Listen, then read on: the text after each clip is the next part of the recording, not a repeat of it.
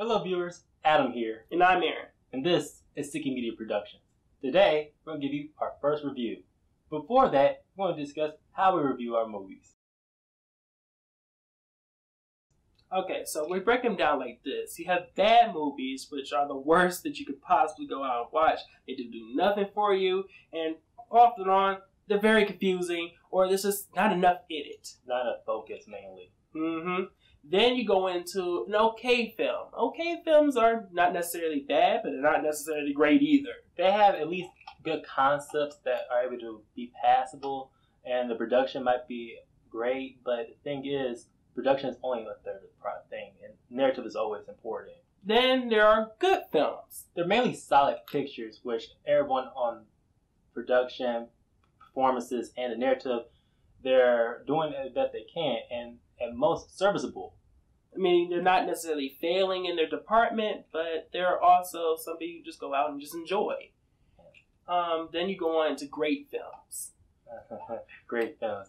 These are a step above good because A, they either do something slightly unique to the premise of what they're doing, or that the performances there are standouts from the story, and where the production is good. Well, if you're going to go off from great, then you also have to have an amazing film.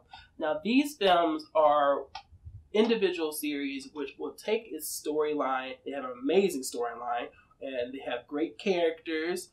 Production value may be awesome. But the only thing that's holding it back is that maybe one or two of these things might have one bit of it is lacking, or maybe something in it was added into the film that you didn't necessarily need, or something in the film that wasn't necessarily expressed enough.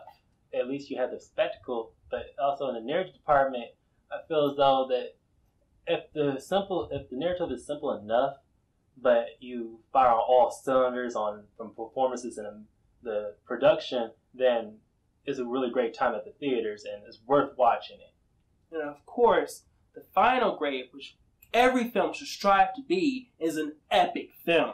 These films technically do what every film is supposed to. It gets you sitting in your seat. It engages you. Characters are fully fleshed out, or they're there, and you understand who they are in the film and what they're bringing to it. You also have great production value that might be in this. Maybe they're actually even adding something to the entire film genre in and of itself, or maybe it's taking a concept that was already expressed and it's just expanding upon it. And at the very and most important part of that they are easily to be accessible.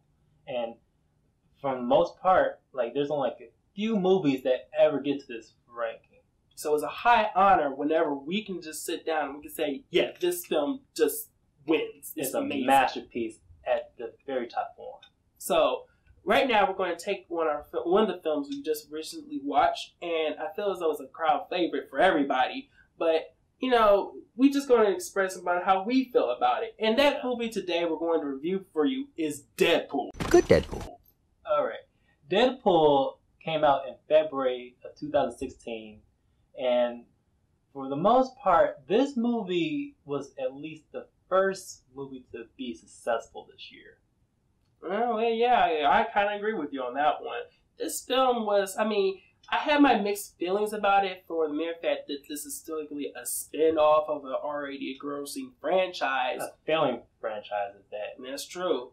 But it does something that's quite remarkable. It actually takes a character for the most that even though it is a highly regarded character and it's one that everybody seems to like, it's also a character that for the most part really doesn't need to be in most stories, or it's just a character that,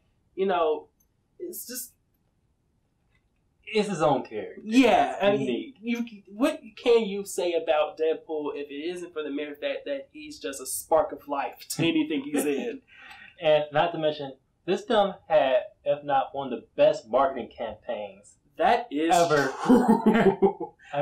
You couldn't go anywhere without hearing about this film. It was so on character. You have billboards popping out of nowhere, commercials from out the wazoo. Viral marketing was strictly Ryan Reynolds really did do his job. Yeah, you cannot tell me that this actor was not born to play the role of Deadpool. He literally was Deadpool for me. Now, Deadpool is based off the Marvel Comics character of the same name. A crazy character that's off the walls, that shit crazy. And for a character, a very recent character in my head, that's been in comics for only more than 20 years or so. But has always been in the hearts and minds of readers everywhere. And it's about time that he actually gets his due as a movie. Now, let's be honest. The first iteration of this character back in 2009 where X-Men Wars... Do we even really want to talk about that movie? I try to block that out as much as I can. It's unfortunate enough it exists, people. Well, enough about how the movie was brought up. Let's actually get to the story. It's your traditional action film.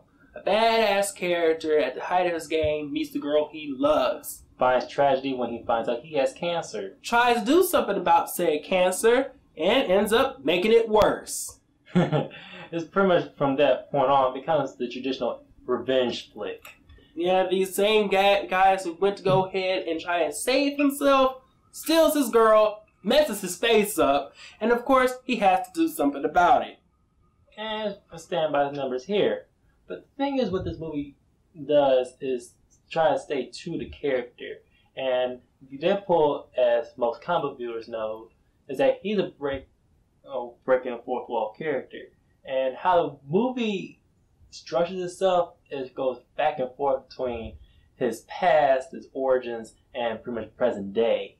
Like it doesn't really, it wants to be edgy, it wants to be unique, but think about this movie chronologically done. It's very standard, and that's pretty much the rub of this movie.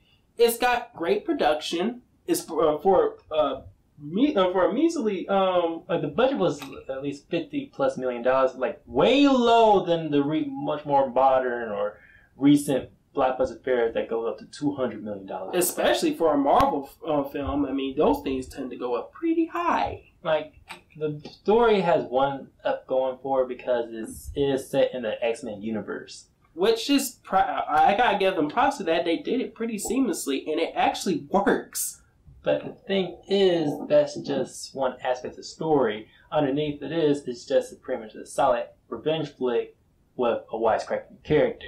I mean, it's got its flaws, but at the same time, those flaws doesn't hold you back from actually liking it. You really do enjoy watching almost every second of the film itself. And it's mainly due to the actor and the well-done Ryan Reynolds. But the thing is, Ryan Reynolds is mainly the person who stands out in the film. I mean, he's literally the only one who really going to go watch this. Although, I gotta say, this film does do a good job of introducing a character which, for the most part, wouldn't necessarily matter in anything else.